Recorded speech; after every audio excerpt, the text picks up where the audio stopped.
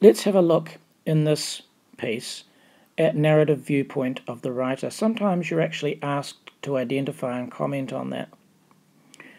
Can you identify the narrative viewpoint, sometimes called the narrative point of view? Well, in this passage, it's a non-fiction piece written from the point of view of a student. And so you should be able to see in the first sentence two pronouns which clearly identify this as first person. The first one is the word my, in my English class. The second one is we were watching a film. The student goes on to tell a story or an anecdote about this film.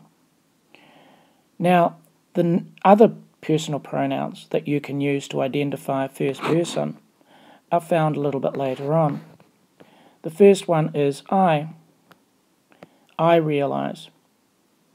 And of course later on we repeat a few of the pronouns such as we.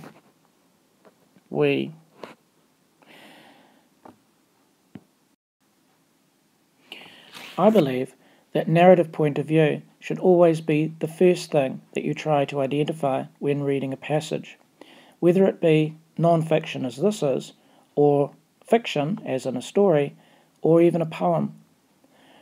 You're often asked to identify techniques, to pick out a technique, to identify it, to give examples, to explain why a writer chooses to write from this point of view. This is one that is always there. There is always a narrative point of view, and once you learn how to respond to that, it's certainly one that you can use over and over again. I highly recommend being able to identify whether a piece is, as this one is, first person,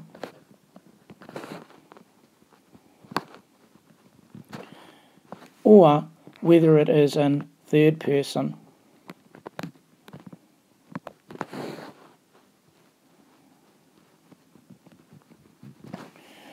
So remember, look for those pronouns. First person, words such as I, we. Third person, words such as he, she.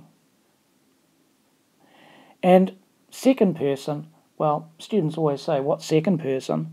Second person is when the word you is used, both in its singular or in its plural form.